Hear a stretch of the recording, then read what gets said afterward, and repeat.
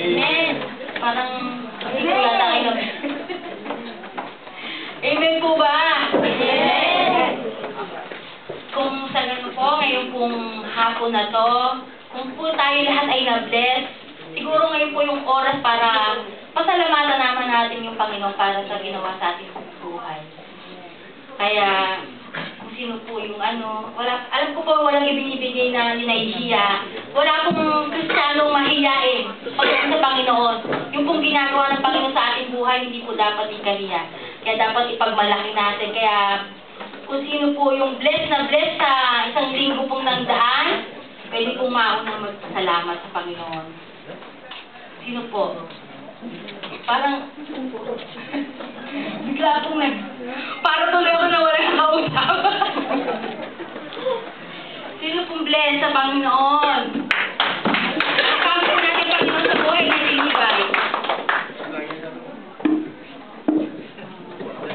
Magandang hapon po sa inyo lahat. Ako po'y nagpupulit nagpapasalamat sa Panginoon. Una-una sa pag-iingat niya sa buong sanlinggo. Pangalawa po sa pagdaragdag niya ng isang taong pa sa aking buhay. Yun nga po katulad ng nasabi ko, na-share ko sa Bible study na tayo po ay dadagdagan mo po yung edad natin, pero sa Panginoon po ay tayo po ay bumabata. Napakasarap pong magpuri sa Panginoon.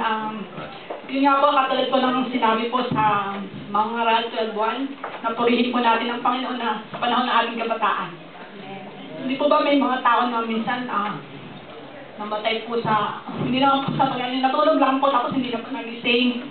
Kaya po, ngayon na po yung panahon para po purihin natin ang Panginoon at ibigay natin sa kanyang ating buhay. Pinapasalamatan ko rin po siya sa pag-iingat niya sa aking anak at sa aming pamilya sa Pilipinas. Kaya mataas na papuri po ang binabalik ko sa kanya. Amen.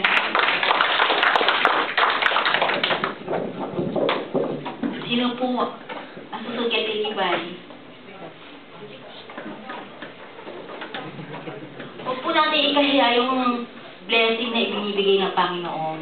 Kasi po yun yung nagbibigay ng lakas sa atin. Saka nagbibigay po ng inspirasyon para po sa ibang tao na hindi po nakakaalam kung anong kabutihan ng ginagawa ng Panginoon sa ating mga buhay. Kasi maganda po yung sineshare po natin yung kabutihan ng Panginoon na ginagawa sa ating buhay. Kasi po yung iba hindi po nakaka-relate. Kaya ngayon po, kung sino po yung nabe-bless ng Panginoon, pwede po magpasalamat, hindi po kailangan ikahiya. Para po mabless yung iba.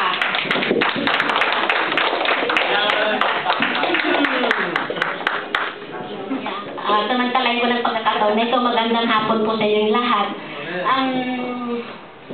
Medyo kinakabahan. Nagpapasalamat ako sa Panginoon dahil, di ba, dumating na kami nung bali isang linggo na kami.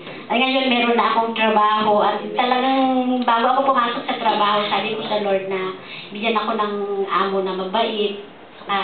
Yung kaya kong trabaho. Medyo may kahirapan ng trabaho pero dahil babat yung amo ko, medyo nawawala yung pagod. Dahil pinagpapasalamat ko sa Panginoon. Dati po sa totoo lang po, dati na ako ex-Korea. Umuwi ako ng Pilipinas 2005. Bali, 5 years ako nag-apply pabalik ng Korea. Pero sa awa ng Diyos, nakatatlong passport ako bago ako po nakarating dito. Purihin ang Panginoon dahil narito uli ako. At sa totoo lang, dati hindi naman ako Kristiyano. Kasi nung pumunta ako dito, hindi pa ako nakakakilala sa Lord. Pero siguro 2001, nakilala ko sila Pastor. Na-meet ko lang si Pastor sa Wijungbu Basista. Doon kami nagkakilala. Tapos, tuwing Sabado, pinupunta kami sa amin sa Wijungbu. Sabi ko nung una, pag tumutawag si Pastor, Pastor, meron akong trabaho kahit na wala. Tinatagwan namin talaga si Pastor. Sabi ko may overtime kahit wala. Pero si Pastor talaga makulit. Biglang dumadating siya. Pupunta pa, dadating lang sa amin. Purihin talaga ang Panginoon sa buhay. Dahil talagang ang Lord ay napakabuti talaga sa buhay natin. Saka, nung umuwi ako ng Pilipinas, totoo lang po, wala akong naiwing maraming pera. Sabi nila, tagal-tagal ko daw sa Korea, wala akong naipon.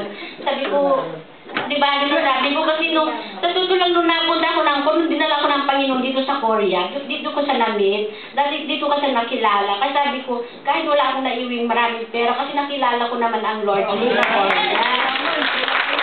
Kaya, sabi ko, di ba, sabi ko, nakilala ko ng Lord ngayon, dumating ako ng Pilipinas, nagpatuloy ako doon sa Bulacan ako, nagpatuloy. Kaya, purihin ng Panginoon talaga dahil napakabuti niya. Minsan nawawala talaga ako ng parang nawawala ba yung gana ba nung lagi ako nadi-deny. Sabi ko, Lord, bakit naman, lagi pa ako nagdadasal sa iyo. Sabi ko, bakit yung iba, parang hindi naman nakakarating ng Korea, parang ako sabi ko, ganyan. Pero purihin talaga ang Panginoon, din niya ako iniwan, din niya ako pinabayaan. Kaya, naniniwala ako na, alam ko naniniwala ako na kaya ako dinala ng Panginoon dito dahil meron siyang gagawin sa buhay ko. At ganoon din po sa inyo, kaya kayo naririto dahil may gagawin ang Diyos sa buhay ng bawat isa sa inyo. Binabalik ko ang papulit at salamat sa Panginoon. Napakasarap pakinggan po yung inspirasyon po. Di ba po ba napakasarap pakinggan yung dati wala sa Panginoon pero ngayon nasa Panginoon na dahil sa paniniwala niya sa Panginoon, nakapunta po ulit siya sa Korea. At ang kagandahan po yun, natanggap niya ang Panginoon ng buong puso po niya na ngayon pinagmamalaki ang kabutihan ng Panginoon na ginawa po sa kanyang buhay. Kaya ngayon po, di ba nakaka-inspire po yung sinabi po niya, sino po yung na-inspired? Kaya una-unahan na po kung sino po yung kailangan ng... Minsan lang po ito, kada linggo lang po ito na pwedeng gawin. Di ba? Naunahan sis eh. Magandang hapon po sa ating lahat. Aking pinapasalamat sa Panginoon dahil mag-isang linggo na dalawang linggo na, simula nang dumating kami magkapatid dito sa Korea. Sama ko si Annalie. So wala naman talaga sa plano ko na pupunta ng Korea kasi nga may trabaho naman ako dun sa atin. So nung biglang, nagbagong ihip ng hangin, sabi ako kung pupunta ng Korea.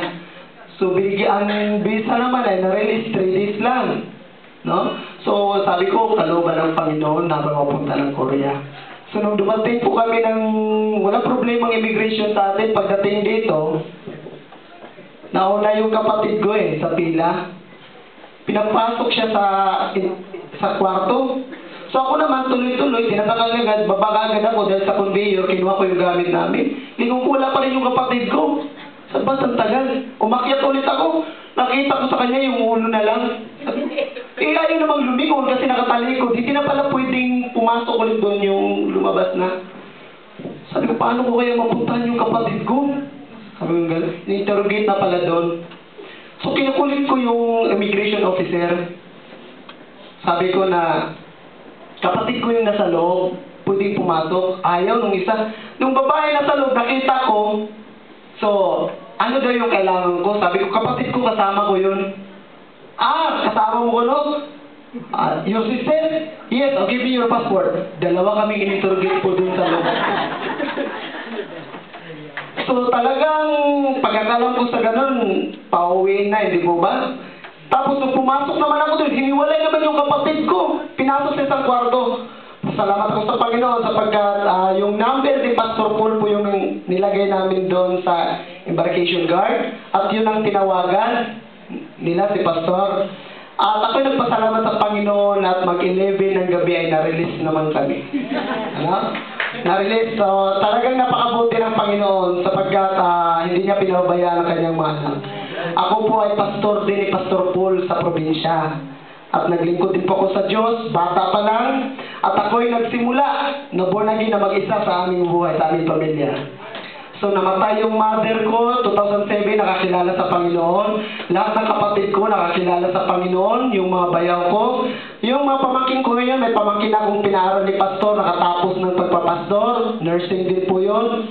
So napakabuti ng Panginoon sapagkat kahit hindi ko sila utusan magsimba, kusang silang pumupunta kahit yung maliliit. Sapagkat sinunod ko lang sinabi ng salita ng Diyos na maghasik ka lang, magtanim ka lang, bahala ng Holy Spirit magpabunga niya. At kaming lahat nakakilala sa Panginoon. So, talagang ang hirap ng dinaanan ko ako nung mag-isa pa lang akong born again sapagkat maraming pagsubok. Dahil sa nature ko po bilang isang criminologist, nagtuturo po ako sa PAP sa atin eh. Naku po, talagang andyan yung tibay ng loob, andyan tibay ng sikmura, subalit napakabuti ng Panginoon sapagkat nagkaroon po ako ng campus ministry doon at ang Panginoon talaga ay tinaas ko doon sa lugaring na yun kung saan ako nagtuturo. Nung dinala kami sa Korea, nagtrabaho po ako doon sa Hanamshi ba yun? Bago pa lang po kasi ako dito kaya i-correct nyo na lang po ha. Napunta po ako sa napakagandang farm. Kasama ko si Brother Rudy. Putok-putok yung mga daliri ko. Okay lang. Ano? Wala akong alam, hanggok ba yun? Salita nila? Wala akong alam niya, pero interpreter ako kay Brother Rudy. Kaya hindi ko rin alam kung ano yung in-interpret ko. So matapang yung amo namin, yung babae, hindi pa natatapos ang trabaho, iba na naman ang utos. So okay lang yun. Pero nung mag-11 days na kami doon, mahirap na pong kayanin. Lalo na yung trabaho, hinihila namin malaking halaman para kang naghihila sa kalabaw na ayaw sumama. Pero mabuti ang Panginoon sapagkat sa bawat araw, panibagong kalakasan ang binibigay niya sa atin. At yung discourage, wala sa atin yun eh. Sapagkat lahat ng bagay, pinagkatiwala natin sa Diyos. Sapagkat lahat ng bagay, mayroon tayong natututunan. Lahat ng bagay, wala tayong area sa ating buhay na mawalan tayo ng pag-asa. Sapagkat ang Diyos natin, ang resources niya is unlimited. Amen. At dito ko nakita, at ako'y masaya na ang pamilya GCF ay talagang pamilya ng Panginoon. So binabalik ko ang papuri sa Panginoon.